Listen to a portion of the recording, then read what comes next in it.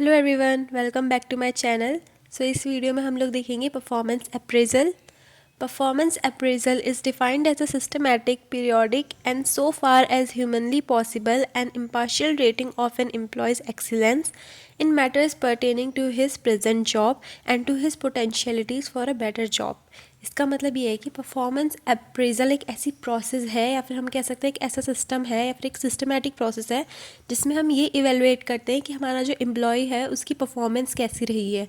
ठीक है, उसकी परफॉर्मेंस के बेसिस पे हम फिर आगे फर्दर एक्शंस लेते हैं। जैसे कि अगर हमारे एम्प्लॉय की परफॉर्मेंस बहुत अच्छी रही है, सबसे टॉप लेवल काम उसने किया है, तो फिर हम क्या करेंगे, उनको रिवॉर्ड्स देंगे, इंसेंटिव्स दे सकते हैं, या फिर मतलब मॉनेटरी फॉर्म में भी दे सकते हैं या फिर नॉन मॉनेटरी फॉर्म में भी दे सकते हैं। ठीक है, फ्रिंज बेनिफिट्स दे सकते हैं, और अगर नहीं की है तो हम उनकी सैलरी रिडक्शन कर सकते हैं। ठीक है, तो फिर अब हम देखते हैं फीचर्स क्या क्या होते हैं। ये एक ऑर्गेनाइज्ड प्रोसेस होती है, एक इवेलुएटिंग प्रोसेस होती है, हम इवेलुएट ही तो कर रहे हैं ना, मतलब जज कर रहे हैं परफॉर्मेंस एम्प्लॉय की।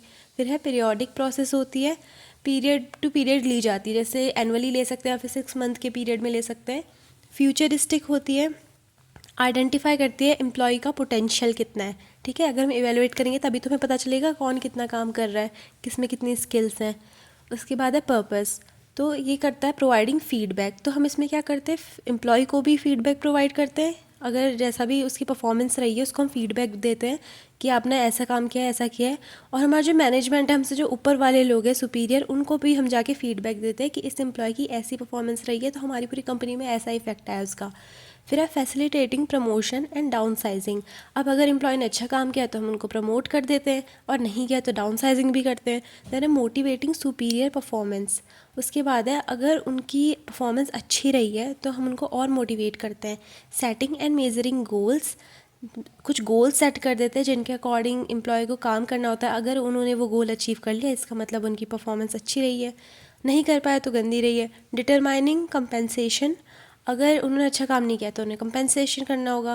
देन है काउंसलिंग पुअर परफॉर्मेंस, अगर उनका काम अच्छा नहीं रहा है तो हम उन्हें काउंसलिंग देंगे और बताएंगे कैसे कैसे आपको करना है। डिटरमाइनिंग ट्रेनिंग एंड डेवलपमेंट, हम उनकी ट्रेनिंग एंड डेवलपमेंट करेंगे इसके थ्रू। फिर है प्रोसेस, अब ऐसा नहीं है कि हम सीधे देख लेते हैं कि इस एम्प्लॉय ने अच्छा काम किया, इसने गंदा काम किया। एक प्रोसेस होती है इसके लिए। सबसे पहले हम इस्टेब्लिश करते हैं performance standard with the employ. इसका मतलब ये है, हम लोग एक स्टैंडर्ड बना लेंगे क्योंकि सबके साथ इक्वल ट्रीटमेंट करना है। इस स्टैंडर्ड को अगर किसी ने क्रॉस कर दिया, इसका मतलब उसकी परफॉर्मेंस अच्छी रही है, और नहीं कर पाए मतलब गंदी रही है। वो स्टैंडर्ड जैसे कि क्या हो सकता है, फॉर एग्जांपल मैं बोल रही हूँ कि मेरे एम्प्लॉयज़ ने अगर जो पर एम्प्लॉय अगर वो 2 लाख की सेल्स लेके आ रहे हैं, ठीक है, तो इसका मतलब है कि वो अच्छा काम कर रहा है। अगर नहीं कर पा रहे हैं तो इसका मतलब वो गंदा काम कर रहा है वो पर्टिकुलर एम्प्लॉय। अब ये स्टैंडर्ड सेट करने के बाद हम म्यूचुअली सेट करते हैं मेजरेबल गोल्स।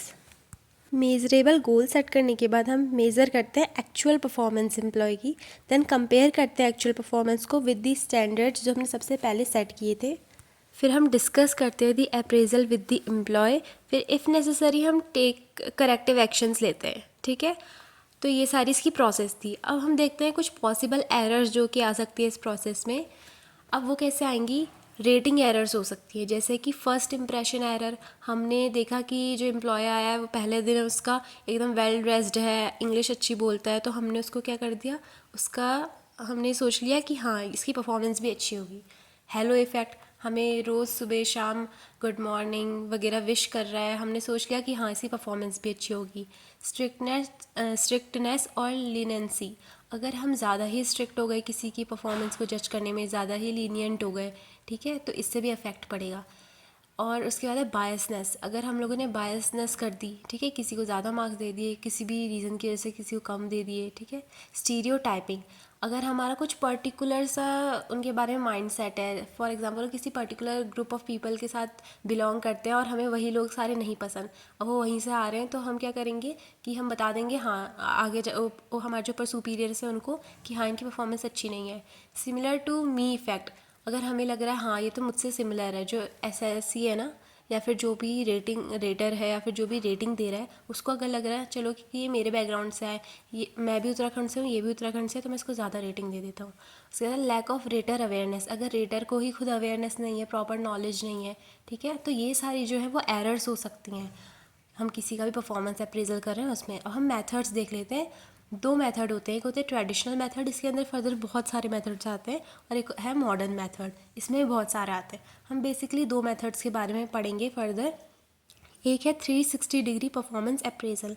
अब 360 डिग्री का मतलब क्या समझ में आ रहा है? ओवरऑल, पूरा का पूरा, जितना भी उसके आसपास है सब कुछ। तो 360 डिग्री परफॉर्मेंस अप्रेजल का मतलब ये होता है process in which employees receive confidential anonymous feedback from the people who work around them, self, superiors, subordinates, peers, customers, suppliers। अब हम जो हमारा एम्प्लॉय है उसको कैसे इसमें जज करेंगे?